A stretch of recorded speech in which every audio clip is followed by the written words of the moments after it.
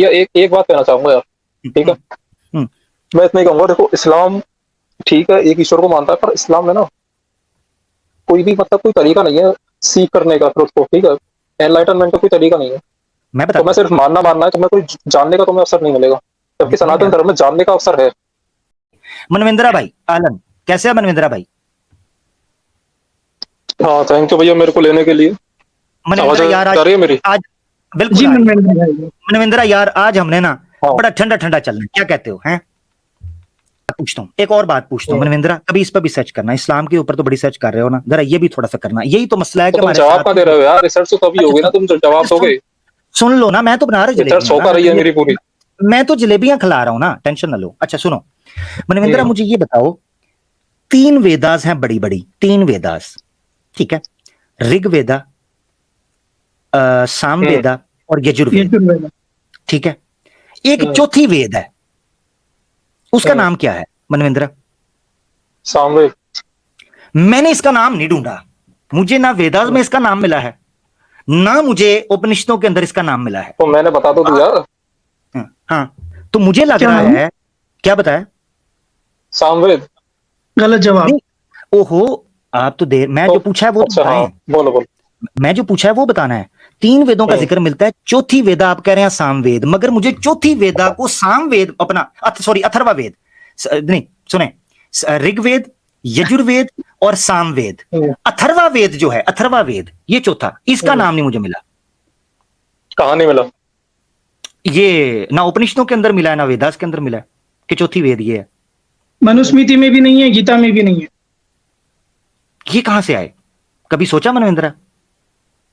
अच्छा कुरान का नाम है हदीस में, या हदीस का नाम है कुरान में? बिल्कुल है, कुरान में अल्लाह ताला ने फरमाया है फबी ये है रिसर्च, ये देखना जरा भी।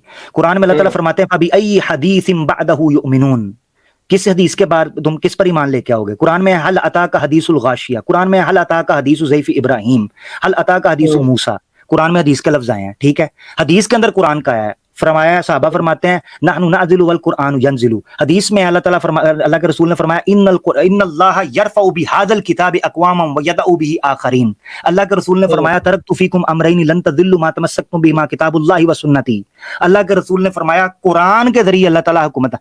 मकसद ये कहने का मनविंद्रा, हमारे पास बड़े दलाइल हैं, जाने मन एक्स मुस्लिम ने आप लोगों को जवाब दे देना यार, जलेबी क्यों बना रहा है फिर? सी बना दिया, सी। तो यार दलाइल हैं तुम्हारे पास, तो जवाब दे दो ना यार, तुम जलेबी क्यों बनाते हो? आपने सवाल किया था कि हदीस है कि आमिर भाई अभी पढ़ के आपको बता दी, ये मान गए? जो पहला वाला सवाल है भाई, हाँ ये मान गया मैं, ये मान गए ना? तो आप ये भी मानते हैं ना, आप ठीक है, आप ये भी मानते हैं ना कि अथर्व वेदा का जिक्र नहीं है वेदों में? मेरे को नहीं पता उस बारे में यार, मेरे को इतनी नॉलेज नहीं है जितना तुमने। सुनो सही, जितना तुम लोगों ने इस्लाम पढ़ा है ना, उतना मैंने हिंदुइज्म नहीं पढ़ा। तो तुमसे मैं प्रश्न करना आया था, तुमने दिया नहीं जवाब।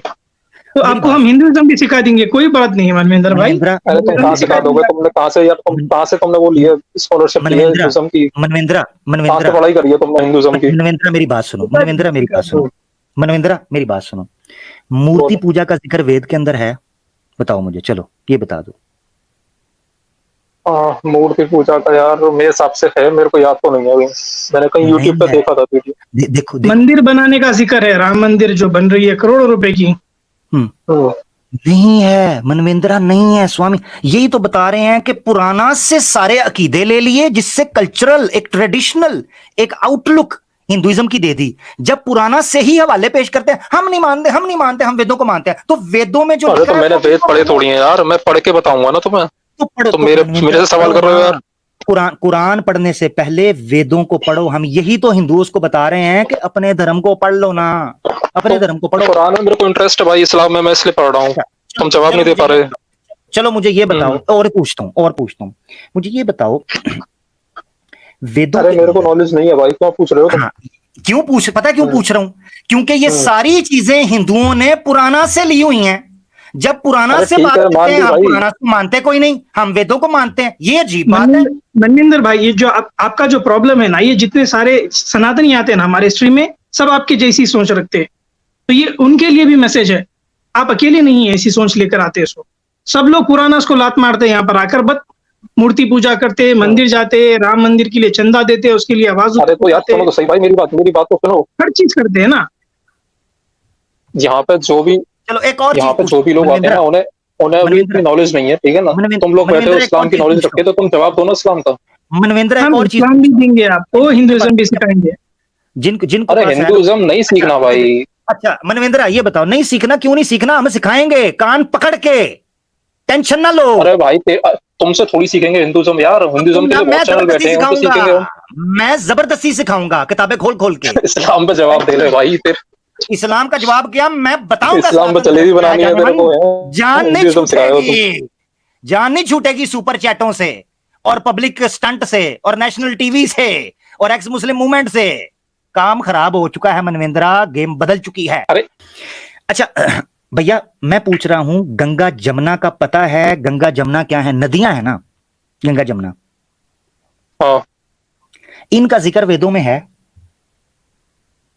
नहीं है।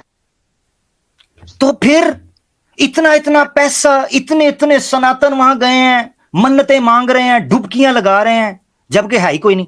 तो फिर इसका मतलब यह है कि सिर्फ धंधे के लिए पुराना यूज करते हो, जब धंधा चौपट होने लगता है तो कहते हो नहीं मानते, हम वेदास को मानते हैं। कमाल है भाई पुराणों में नहीं है, हो सकता है किसी और ग्रंथ में हो, उपनिषद में हो।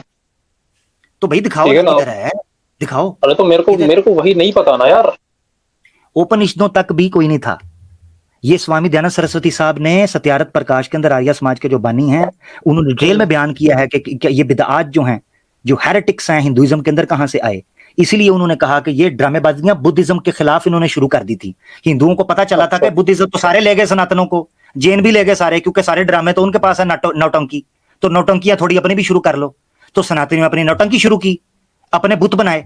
बुद्धिज्म, पता क्या शंकर उसने क्या लिखा है सत्यार्थ प्रकाश में मनविंद्रा? स्वामी दयानंद सरस्वती साहब, जिनका ओरिजिनल नाम क्या है, क्या है, मूले शंकर, मूले शंकर, मूले शंकर साहब, स्वामी दयानंद सरस्वती साहब क्या कहते हैं कि बुत परस्ती को सनातन धर्म में इंपोर्ट करने वाले और फीड करके इंजेक्ट करने वाले बुद्धिस्ट थे। सनातन तो तौहीद को मानते थे, मूर्ति पूजा के तो कायल ही नहीं थे। इसका मकसद ये है कि सनातन धर्म, सॉरी मनविंद्रा मेरी आवाज ठीक आ रही है? सही आ रही है। हाँ ठीक है मनविंद्रा, सनातन धर्म के साथ हुआ है धोखा। आपको पुरानाज लिखकर उनके वॉइस ब्रेक हो रही है। अरे सही आ रही है, मेरे को सही आ रही है। सही आ रही है।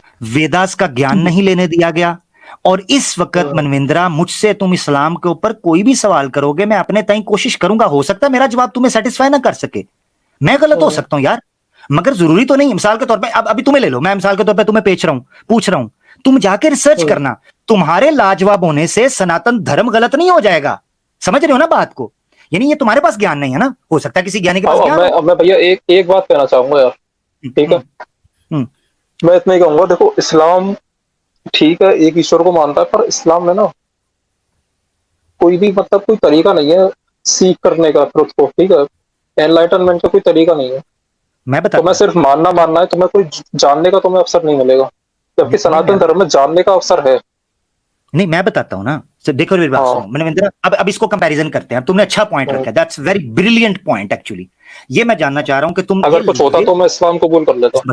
जबरदस्त, मैं तुम्हें बताता हूं। देखो सनातन धर्म के अंदर सबसे पहले जो खतरा हुआ ना सत्य की तलाश का, वो ये है कि वेदों से हटकर भी सत्य की तलाश जारी हुई। इस वजह से अपनी असल यानी जो मनुष्य का ज्ञान था उससे भी सत्या तलाश होना शुरू हुआ। ये वो वजह थी कि जब वैदिक फिलॉसफी डिवाइड हो गई into mysticism, into esotericism, into other जो है ना वो isms, Buddhism, Jainism, blah blah blah blah blah, Sikhism, blah blah, सारा वो चीज बन गई, क्योंकि सत्य की तलाश में उन्होंने असल चीज को छोड़ दिया। इस्लाम में जो सत्य की तलाश है, जो वे ऑफ ट्रुथ है, वो सबसे पहले है अपनी नीयत को खास करना। कुरान के अंदर अगर आपने इस बुक को, कोई बुक पढ़नी है इंग्लिश के अंदर, मैं आपको, मुझे ईमेल करना, मैं अपनी ईमेल तुम्हें शो करता हूं मनविंद्रा, मेरे भाई, मेरी किसी बात को बुरा मत मानना, तुम मेरे दोस्त हो, तुम्हारे साथ लाड प्यार कर लेता हूं। मैं तुम्हें ये ईमेल दे रहा हूं, इस ईमेल के ऊपर मैं तुम्हें बुक दूंगा, तुम बुक पढ़ोगे, थोड़ी सी मिसालें भी समझाता हूं, लाइव बुक दूंगा, तुम पढ़ोगे, तुम्हें पता चलेगा कि इस्लाम के अंदर ट्रुथ को फाइंड कैसे किया जाता है। मिसाल के तौर पर सबसे पहले देखो सूरह अनकबूत की आखिरी आयत में अल्लाह ताला फरमाते हैं औज़ु बिल्लाहि मिनश शैतानिर रजीम, सत्य को कैसे तलाश करना है ना, सत्य को, और सही सत्य क्या है, शुद्ध सत्य क्या है, ईश्वर। सही सत्य जो है, कंप्लीट सच, वो ईश्वर है। अल्लाह कुरान में कहते हैं सूरह अनकबूत की आखिरी आयत में, औज़ु बिल्लाहि मिनश शैतानिर रजीम, वल्लज़ीना जाहदू फीना लनहदियन्नहुम सुबुलना। अल्लाह फरमाते हैं जो सत्य की तलाश यानी ईश्वर की तलाश में निकलता है, लनहदियन्नहुम सुबुलना, उसके लिए मैं मल्टीपल रास्ते खोलता हूं कि वो मेरे पास पहुंच सके। एक से ज्यादा तरीकों से उसको मैं अपने पास लाने के लिए रास्ते बताता हूं। अब होता क्या है आगे, सबसे पहले इंसान को क्या करना होता है? सबसे पहले अल्लाह ने कुरान में कहा कि हर इंसान को पता है कि वो किस जगह पर खड़ा है। मिसाल के तौर पर कुरान में अल्लाह कहते हैं बलिल इंसानु अला नफ्सिही बसीरा। हर इंसान को अपने बारे में पता होता है कि वो अंदर से सच्चा है या झूठा है, ऑनेस्ट है या डिसऑनेस्ट है। अल्लाह ने कहा सबसे पहले अपने आप को ठीक करो। फिर अल्लाह ताला ने नबी को भेजा, और नबियों को भेजने की जरूरत क्या पड़ी, अल्लाह ने उसको बयान किया। अल्लाह फरमाते हैं हुवल्लज़ी बअस फिल उम्मियीन रसूलन मिनहुम, अल्लाह ने रसूल भेजे इन लोगों के अंदर ताकि वो क्या करें, लियुअल्लिमुहुमुल किताब वल हिक्मा वलियुज़क्कीहिम, इनको किताब और हिकमत का इल्म सिखाएं, वलियुज़क्कीहिम, और इनको प्योरीफाई करें, इनकी सिफाई करें, इनकी रूहों को पाक करें, इनके अंदर को साफ करें। अब कुरान के अंदर दो किस्म के नफ्स हैं, इसको समझने के लिए यूं समझो, प्राणा का पता है, प्राणा या प्राण? प्राण, हाँ प्राण का पता है। प्राण जो है ये एक स्पिरिट के अंदर यानी आत्मा के अंदर और इंसान के मनुष्य के जिस्म के अंदर, उसकी बॉडी के मिड में एक चीज होती है जिसको कहते हैं प्राण। छंदोग्य उपनिषद का अगर आप 5वां अध्याय पढ़ोगे और उसके पहले खंड के अंदर, 5वें अध्याय के पहले खंड के अंदर छंदोग्य उपनिषद में लिखा है कि प्राण जो हैं मुख्तलिफ बानियां उन्होंने आपस में बात की, मुख्तलिफ बानियों ने। मिसाल के तौर पे सुनने की बानी, देखने की बानी, सूंघने की बानी, छूने की बानी, इन्होंने आपस में बात की कि कौन सा बड़ा है। इसमें प्राण जो है वो जीत गया, क्योंकि प्राण के निकलने से जिंदगी खत्म होती है। अब मजे की बात बताऊं, कुरान में भी प्राण का जिक्र है। कैसे उसको स्पिरिट कहा गया, कैसे बात की गई? 2 तरह के प्राण बयान किए गए हैं। एक प्राण को कहते हैं नफ्से अम्मारा और एक प्राण को कहते हैं नफ्से लव्वामा। जब इस्लाम ने कहा कि एक बंदे को सत्य की तलाश होती है, वो नफ्से लव्वामा, उस प्राण को, जो प्राण उसको ये एम्बैरेस करता है, रिग्रेट, गिल्टी फील करवाता है कि तुमने किसी को धोखा दिया तो तुमने गलत किया, तुमने अगर झूठ बोला तुमने गलत किया, तुमने किसी का रेप किया तुमने गलत किया। ऐसे प्राण को ऊपर करने के लिए कुछ अमल सिखाए गए, इबादत करना, वुजू करना, गुस्ल करना, चुप रहना, जब भी बोलना अच्छी बात करना, किसी को दो, ये सारी चीजें, उसको कहते हैं नफ्से लव्वामा, ऐसा प्राण। और दूसरा होता है नफ्से अम्मारा, वो प्राण ऐसा होता है जो नेगेटिव होता है। नेगेटिव प्राण क्या करता है नफ्से अम्मारा? वो कहता है नहीं नहीं नहीं, झूठ बोलो, धोखा दो। ये 2 किस्म के प्राण इंसान के अंदर रखे गए हैं जो कश्मकश, टग ऑफ वॉर है। सत्य की तलाश में जो निकलते हैं वो नफ्से लव्वामा को ऊपर लेकर जाते हैं और नफ्से अम्मारा को नीचे लेके आते हैं। कुरान में एक और तरीके से सत्य की तलाश में प्योरीफाई करने के अल्लाह ने कहा, जो पहली सूरत अल्लाह के रसूल पर नाजिल हुई थी ना, पहली सूरत, उसके अंदर पता है क्या लिखा है? वस्जुद वक्तरिब, वस्जुद वक्तरिब, बो डाउन, सरेंडर टू ईश्वर and you will be nearer, closer to him. जब जब तुम नीचे झुककर आश्ती के साथ, अमन के साथ, खामोशी के साथ उसकी तरफ झुकोगे, वक्तरिब, तुम उसके करीब हो जाओगे। यह है सत्य की तलाश इस्लाम के अंदर। आगे बताता हूं आपको, हदीस के अंदर है, अल्लाह के रसूल ने फरमाया, बुखारी शरीफ में किताबुल इल्म के अंदर अल्लाह के रसूल ने फरमाया, अलैकुम बिस्सिद्क फइन्न सिद्क यहदी इलल बिर। अगर सत्य की तलाश चाहते हो, अलैकुम बिस्सिद्क, फिर सत्य को पकड़ के भी रखो। व इन सिद्क यहदी इलल बिर, सत्य तुम्हें नेकी के, पुण्य के काम की तरफ लेकर जाता है, सत्य तुम्हें निजात के काम की तरफ लेकर जाता है, सत्य तुम्हें मुक्ति की तरफ लेकर जाता है। व इन सिद्क यहदी इलल बिर, एक बंदा सत्य के पीछे चलता है, वो अल्लाह के यहां सत्य, ईश्वर के यहां सत्य लिखा जाता है। फिर एक मकाम आता है, मेरे भाई ने बड़ी प्यारी बात मुझे याद करवा दी नफ्से मुतमइन्ना की, इसको मैं ऐड करना चाहूंगा। एक वक्त आता है मनविंदर, एक समय आता है कि जब सत्य की तलाश में इंसान अपने कमाल को, क्लाइमैक्स को पहुंचता है, तो उस प्राण को कहते हैं प्राण मुतमइन्ना, यानी नफ्से मुतमइन्ना। कुरान में अल्लाह ताला कहते हैं, या अय्यतुहन नफ्सुल मुतमइन्ना इरजिई इला रब्बिकी राज़ियतम मर्ज़िया। ऐसा प्राण जो सत्य की तलाश हासिल करके कामिल, कंप्लीट हो चुका, क्लाइमैक्स और पीक पे जा चुका, इरजिई इला रब्बिकी राज़ियतम मर्ज़िया, अपने ईश्वर की तरफ वापस आ जा, इस हाल में कि तू अपने रब से खुश हो गया, अपने ईश्वर से राजी है, खुश है, सुकून में है, सेटिस्फाइड है। यह तरीका है। इस पर बड़ी बड़ी किताबें लिखी हैं मनविंद्रा, मैंने तुम्हें ईमेल स्क्रीनशॉट तुमने ले लिया होगा, मैंने दी है, तुम देना, मैं तुम्हें बुक सेंड करूंगा, इंग्लिश पढ़ सकते हो, हिंदी पढ़ सकते हो, मैं दोनों जुबानों के अंदर भेजूंगा। मनविंद्रा, तुम्हारी देखने की दिशा खुल जाएगी कि इस्लाम के अंदर सत्य का क्यों नहीं है, तुम्हारी दिशा खुल जाएगी और भी बड़ी बातें करने को। जी मतलब ऐसे कोई हुए हैं क्या स्कॉलर जो एनलाइटनमेंट जिसे बोलते हैं वो अटेन कर चुके हैं इस्लाम में? देखो फर्क समझना है, हमारे नजदीक आप जितने भी पाकबाज, जितने भी संत, जितने भी साधु बन जाएं, जितने भी ज्ञानी बन जाएं, आप ईश्वर का हिस्सा नहीं बनते, ठीक है? आप उससे अलग रहते हो। अलग इसलिए रहते हो कि खालिक जो ईश्वर है उसका कोई मूल्य, उसका कोई मोल नहीं है, उसका जोड़ नहीं है, उसका कोई साथी नहीं हो सकता, ठीक है? एक्सपीरियंस कर सकते हैं क्या? हाँ, एक्सपीरियंस किया है। मिसाल के तौर पर मैं बताता हूं, एक किताब है अल मुनक़ज़ मिन अज़्ज़लाल, अरबी के अंदर है। अगर इंग्लिश में देखनी, इंग्लिश में भी है, इंग्लिश में भी ये किताब है, मैं सेंड कर दूंगा, मुझे ईमेल करना। अल मुनक़ज़ मिन अज़्ज़लाल के अंदर इमाम गज़ाली ने एनलाइटमेंट के यानी इस एक्सपीरियंस को शेयर किया है। एक और किताब रिकमेंड कर देता हूं, उर्दू में है, मुझे नहीं पता उसकी इंग्लिश है, मन की दुनिया, डॉक्टर गुलाम जलानी बर्क की मन की दुनिया। उसमें बताया गया है कि किस तरीके से इंसान जब सत्य की तलाश में उभरता है तो कैसे उसकी आंखें खुलती हैं, वो आंखें जो दुनिया वाली नहीं है, अंदर की आंखें, अंदर की इनसाइड आंखें जो है वो एनलाइटमेंट होती हैं, वो जो अंदर की ब्लाइंडनेस है वो पट्टी खुलती है, उसको दुनिया नजर आती है, एक्सपीरियंस होता है कि ईश्वर कैसे काम करता है इस कायनात के अंदर। अच्छा, मिसाल ले लो इसकी, मैं मेल कर दूंगा तुम्हें, ठीक है? हाँ, कुरान की एक आयत बताता हूं, हाँ, कुरान की एक आयत बताता हूं जिसमें अंदर की एनलाइटमेंट की बात की है। मिसाल के तौर पर अल्लाह ताला फरमाते हैं, सनुरीहिम आयातिना फिल आफाकी व फी अनफुसिहिम हत्ता यतबय्यन लहुम अन्नहुल हक।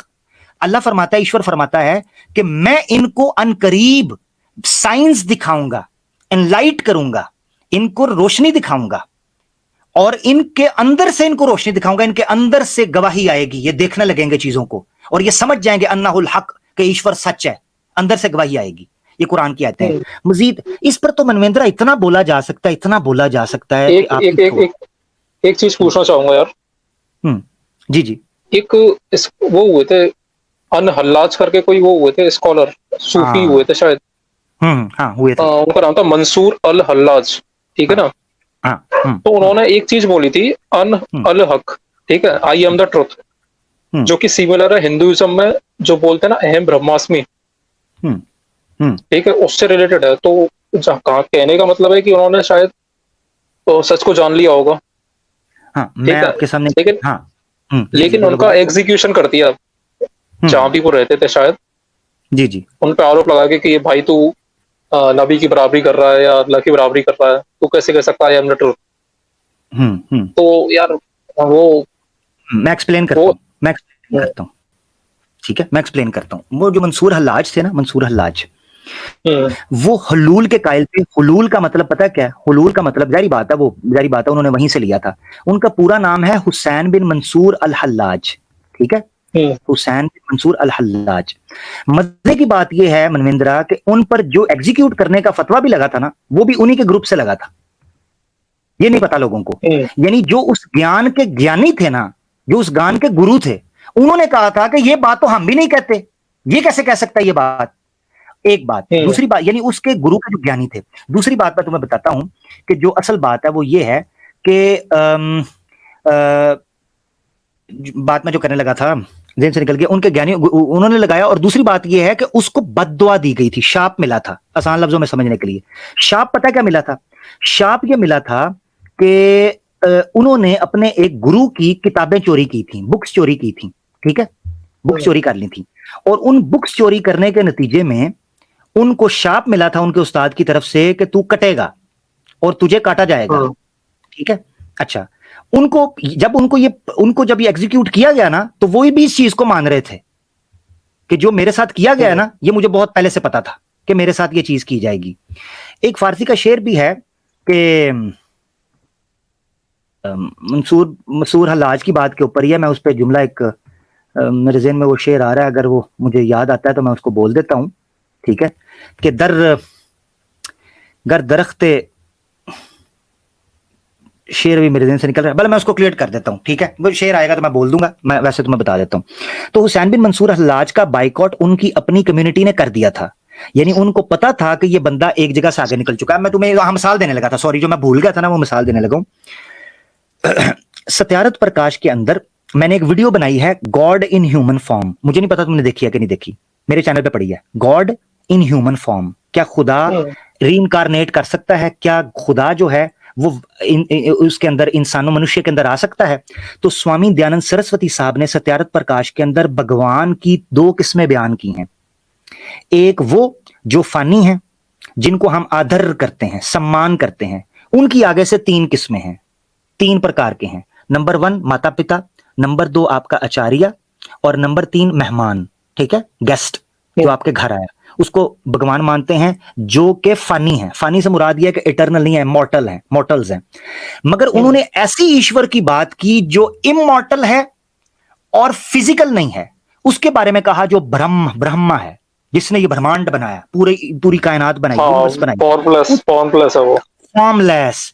उसके बारे में उन्होंने कहा वो कभी भी अवतार नहीं ले सकता। स्वामी दयानंद सरस्वती ने कहा अगर ये मान लिया जाए कि वो ईश्वर ले लेगा, तो ये मानना पड़ेगा कि उसने खुद के कान बनाए, खुद का नाक बनाया, खुद की आंखें बनाई, खुद मां के पेट में गया, खुद पैदा हुआ, खुद हुआ।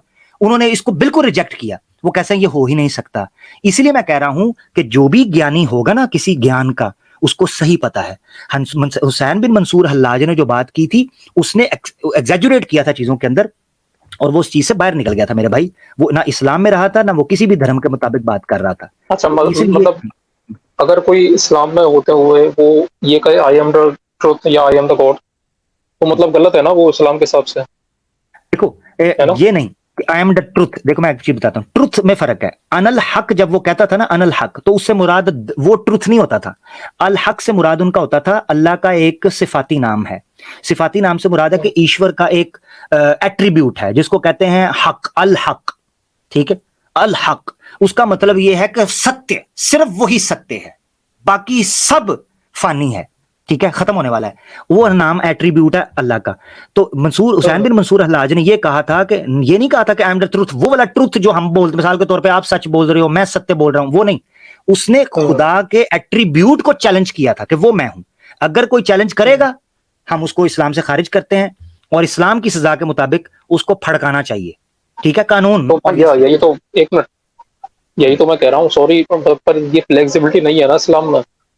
उसने हो सकता है सच को जान लिया हो, नहीं, सच है ही नहीं ना ये। यही तो मैं कह रहा हूँ। यार तो आप ही तो कर रहे हो, आपने एक्सपीरियंस नहीं किया, आप ही तो कर रहे हो। नहीं, तो मैंने स्टार्ट में कहा सच ये है कि एक इंसान ईश्वर को एक्सपीरियंस करे इस तरीके से कि वो उसको, इसके साइंस को फील करे, उसके कामों को फील करे, उसकी चीजों को फील करे, ये नहीं कि वो खुद बन जाए।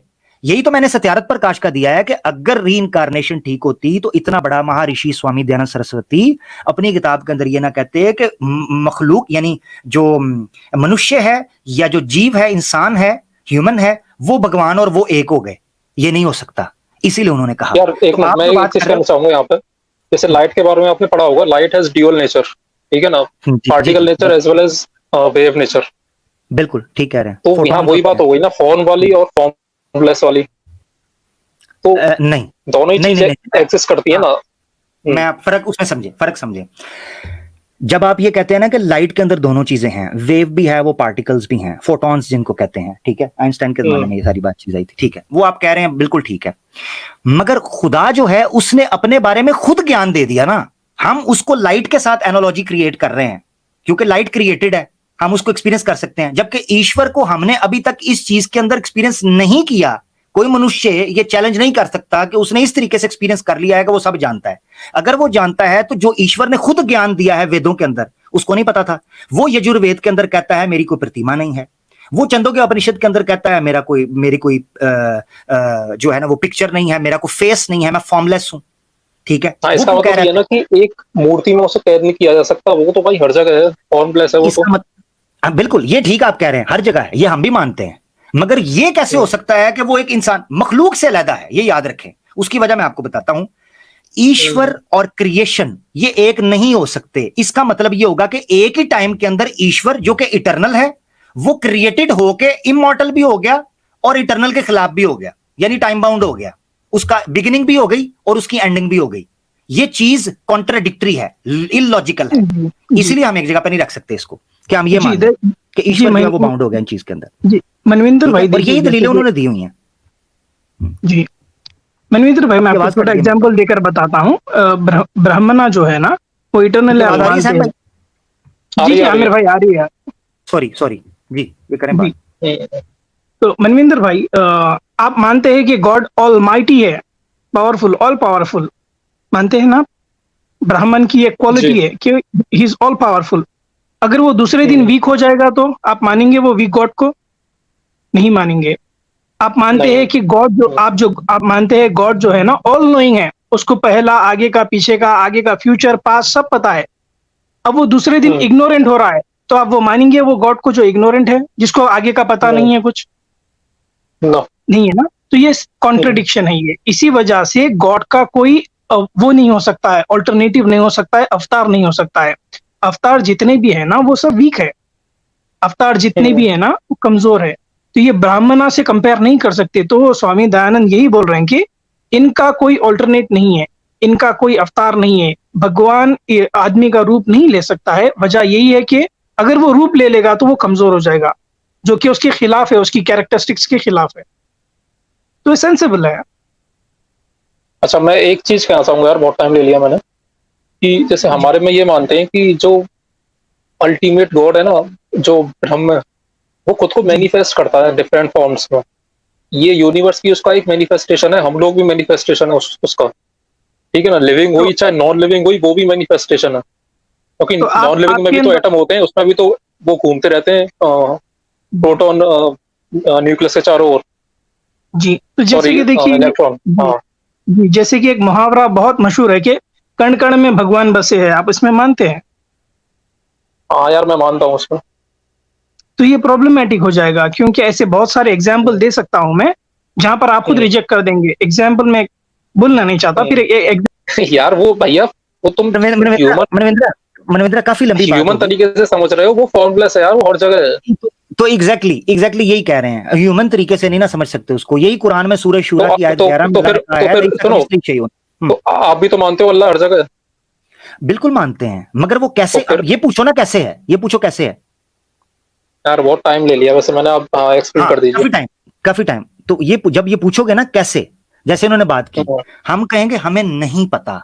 उसकी वजह मैं बताता हूं। कुरान में अल्लाह ताला ने कहा, मुझसे पूछो, कुरान में अल्लाह ताला ने कहा ला तुदरिकुल अब्सार व हुवा युदरिकुल अब्सार। उसकी समझ ही नहीं आ सकती इंसान को सही मानों के अंदर कि उसकी हकीकत क्या है। वो है, ये सबको पता है, सब फील करते हैं, मगर वो कैसे है, क्या है, क्यों है, ये समझ नहीं पा सकते। यही उपनिषदों के अंदर भी बयान किया गया है। उपनिषद के अंदर वो एक स्टूडेंट था ना, शिकतु, जो ऋषि थे, उरन ऋषि थे, उनका पोता था। वो भी ये बातें कर रहा था कि मुझे समझ क्यों नहीं आ रहा है। तो उन्होंने कहा इसके लिए तो टाइम लगेगा, तुम नहीं समझ सकते। खैर बहरहाल, आपसे जा लेते हैं मनविंद्रा, बड़ी लंबी बात। एक चीज कहना चाहूंगा बस 10 सेकंड। यार जी। एक मतलब आप सर्च करना नेट पर, श्री एम करके हैं एक योगी, आपने पता नहीं सुनाओ ना सुनाओ। तो वो क्या था कि मुस्लिम थे, पर वो उनके पुराने टाइम के ग्लिम्स थे प्रीवियस लाइफ के, तो वो अब नाथ योगी बन गए हैं। बस आप सर्च कर लेना, ठीक है? बाकी ज्यादा तो नहीं कहूंगा। ठीक है, बहुत शुक्रिया मनविंद्रा भाई, काफी टाइम हो गया मगर अच्छा लगा बात करके, काफी कुछ सीखने को मिल गया। ठीक है, थैंक यू। Okay, welcome. हाँ, शिव कितु का नाम इन्होंने लिया है। शिव कितु है, वो ऑब्वियसली डिस्कस करता है, उसको समझ नहीं आ रही होती कि ये क्या हकीकत है। जो मैं शेर कह रहा था फारसी का, वो सुना देता हूं अनल हक के ऊपर। तो फारसी के एक शायर हैं सूफी, उदारी बात है, वो ये कह देते हैं कि रवा बशुद अनल हक अज दरख्ते, रवा बशुद अनल हक अज दरख्ते, चिरान अबूद रवा अज नेक बख्ते। वो कहते हैं कि अगर दरख्त ये कह सकता है अनल हक, तो फिर एक नेक सूफी इंसान क्यों नहीं कह सकता अनल हक। वो सूफी थे। तो मकसद उनका ये था कि ये तूर का जो वाकया है, वादी मुकद्दस, ठीक है, ए मूसा अपने जूतों को उतार ले, इन्नका बिलवादिल मुकद्दस तुवा, आप वादी तुबा मुकद्दस। तो वहां से उनको कुछ लोग कहते हैं जैतून का था, कुछ लोग कुछ और कहते हैं इंजीर का था, कुछ लोग और इस तरह की बात करते हैं कि वो जो दरख्त था वहां से आवाज आई, ठीक है, मगर ऑब्वियसली वो वहां से आवाज आती हुई महसूस हुई, ये मूसा अलैहिस्सलाम ने कहता है। वहां से आवाज आई, ये कंफर्मेशन उनको भी नहीं, वो ऐसे ही थी जैसे चार जानिब से 8D ऑडियो, समझने के लिए आप कह लें 8D ऑडियो जो होती है जिसको आप लगाते हैं, कभी इधर कभी उधर, आपको पता नहीं चल रहा आवाज किधर से आ रही है, ठीक है।